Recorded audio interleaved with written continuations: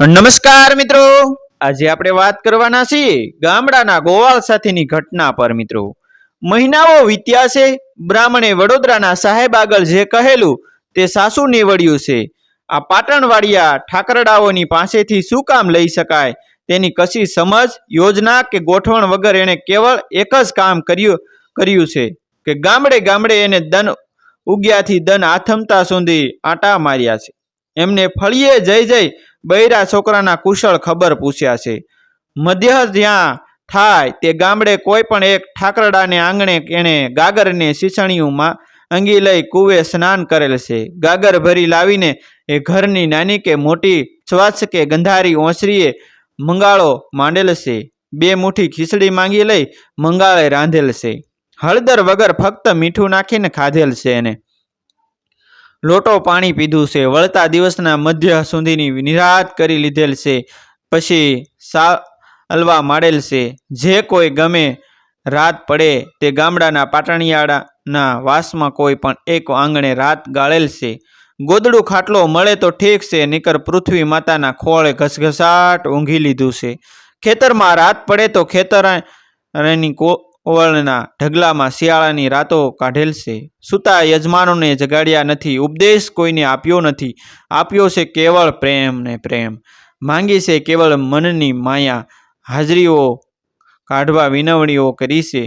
એદી પ્રમાદીઓના પૂછડા ઉમેળીને હાજરીઓ કઢાવવાની અરજીઓ કરાવતા આવે છે અને કોઈ કોઈ ગામે સ્થિર થાણું નાખી બેઠા બેઠા રેટીઓ ફેરવે છે। પોતે ગોર છે, યજમાનોને એણે કદી સામે જઈને પૂછ્યું નથી કે સોરી લૂંટો કરો છો, સિદ્ધ કરો છો, પણ યજમાનોએ જ આગળ આવીને જ્યારે જ્યારે ગોર મહારાજને ખોળે પેટના પાપ નાખ્યા છે ને તે વેળાએ એણે એક જ પ્રવૃત્તિ કરી છે કે દોષિત યજમાનોને દોરીને વડોદરાના પોલીસ ખાતામાં સુપરત કરેલ છે અને એને હળવી સજા કે નાના દંડોથી પતવી ભયાનક બહારવટાને માર્ગેથી પાછા વાળેલ છે। એક નાનકડા સ્થિરવાસને એક દાહડે બોરસદ તાલુકાના કઠાણ ગામડામાં આ મહારાજ એક પરસાળે બેઠા બેઠા કાંતી રહ્યા હતા। ત્યારે એક પાટણવાડિયાઓ આવીને શાંતિથી પરસાળાની કોરે બેસી ગયો। રેટીઓ ફેરવતા મહારાજે એ ખડોલના ખેડૂતને ઓળખી ખડેલો ગામના બૈરા સોરા મર્દો વગેરે સોના ખબર અંતર પૂછ્યા। પછી ચૂપચાપ રેટીઓ ગુંજાવતા રહ્યા। પેલો કંઈક કહેવા આવ્યો છે તે તો મહારાજે કળી લીધું, પણ સામેથી કોઈના પેટની વાત પૂછવાનો મહારાજનો રવિયો નહોતો। પોતે જોતા હતા કે આવેતુની જીભ સળવળ સળવળ થઈ રહી હતી। મહારાજ, લંગાર મારે ઘેર આવી જશો। છેવટે એ માણસે જ મોં ઉઘાડ્યું, કેમ લ્યા, શું કામ છે?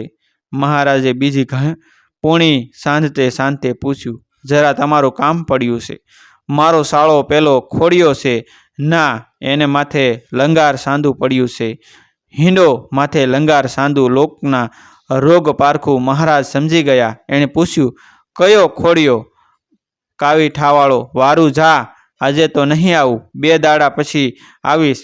ખોડિયા કાવઠિયાવાળાના બનાવીને વધુ વાતચીત વગર વળાવીને તરત પૂણીઓનું પડીકું બાંધી વાળી ત્રાંક ઉતારી માળ વીંટી લઈ રેટીઓ ઠેકાણે મૂકી ઉઠીને બ્રાહ્મણે માર્ગ પકડ્યો। બાપ વડોદરામાં જઈને ઊભા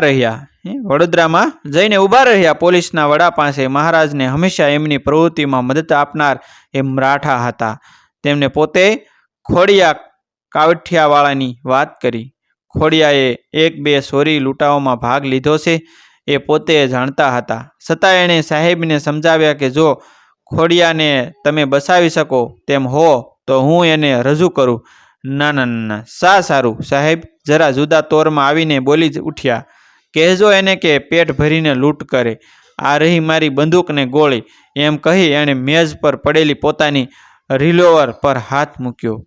મહારાજ એના જવાબમાં ફક્ત નીચું જોઈને ચૂપ રહ્યા। કેમ, મારી વાત ગળે નથી ઉતરતી? સાહેબ થોડી વાર રહીને કંઈક કૂણા પડ્યા એટલે મહારાજે દર્દભર્યા સ્વરે કહ્યું, શું બોલું? બોલવાનું રહેતું નથી। શું બોલું? બોલવાનું રહેતું નથી? કાં શું? તમારી પાસે તો બંદૂક ને ગોળી છે। પછી પોતે સહેજ પીપળનું પાંદ કપે એટલી જ હળવાશથી ઉત્તેજિત થઈ રહી કહ્યું, એ બંદૂકો ને એ ગોળીઓ પેલા બાબરિયા વખતે ક્યાં ગઈ હતી? વારું, બહારવટિયા બાબર દેવાની વખતની પોલીસ નામોશીનું સમરણ થતાં સાહેબની ટટાર ગરદન સહેજ નરમ બની. મહારાજે ઉમેર્યું કે પેલા બહારવટે સડીને લોકોને રંજડશે ત્યારે તમારી બંદૂક ગોળી કંઈ ખપની નહીં થાય. માટે હું તો આટલું જ કહેવા આવ્યો છું કે આ ખોડીઓ હજુ લાજ શરમમાં બેઠો છે, હજુ શરણે આવી જવા માંગે છે, ત્યાં જ એને અટકાવી દઈએ. ઠીક, ત્યારે જાઓ, એને રજૂ કરો. થોડાક રૂપિયા દંડ કરાવીને પતાવી દઈશું. અને લોખંડી પગ ફરી પાછા વહેતા થયા. એ પગના સ્વાભાવિક રોજિંદા વેગમાં આજે નવી સ્ફૂર્તિ સિંચાઈ ગઈ. એ સ્ફૂર્તિ પૂરનાર અંતરનો ઊંડો ઉલ્લાસ હતો કે એક જુવાનને બહારવટીયો બની જતો મટાડીને માણસાઈને માર્ગે ચડાવી શકાશે. ખોડલ ગામે પહોંચીને જ એ પગ અટક્યા. એ હતું ખોડિયા કાવઠિયાવાળાના બનેવીનું ગામ. પોતે ગામ બહાર બેસીને એને ખબર કહેવરાવ્યા કે રાત પડી ગઈ હતી. રાતની પળો કલાકો અને પહોર આવીને ચાલ્યા ગયા, પણ ખડલો વાળો ખોડિયાનો બનેવી ન આવ્યો. ગામમાં હતો છતાં ન ડોકાયો. પ્રભાતે મહારાજ ભારે અહીંયા બોરસદ જવા ચાલી નીકળ્યા. એ ઊભા રહો એવા સાદ એમને શેખ બોરસદની ભોગળે પહોંચવા ટાણે પાછળ સંભળાયા. પાછળ એક મોટર ગાંસતી આવતી હતી. મોટરે મહારાજને આંબી લીધા. અંદરથી ખોડિયાનો બનેવી ઉતરીને દોડતો આવ્યો. કહે, હેંડો, આ મોટરમાં ખોડિયો તૈયાર છે. ક્યાં છે? ત્રણે જ ગાઉ માથે. ના, હવે તો રાંધી કરીને જવાશે. મહારાજે રાંધ્યું, પેલાને ખવડાવ્યું, પોતે ખાધું, પછી ચાલ્યા. પામોલ ગામની સીમમાં એક ખેતર વચ્ચે એક ઝાડવું હતું. ઝાડવે સડીને કોઈક સીમાડા નિહાળતું હતું. મહારાજ પારખી શક્યા. એ એક બાઈ હતી. સડેરાટ બાઈ નીચે ઉતરી ગઈ. મોટર ખેતરે પહોંચી. ખેતર વચ્ચેની ઝૂંપડીએ મહારાજ પહોંચ્યા અને ખાટલા ઉપર એક જુવાનને સૂતેલો જોયો.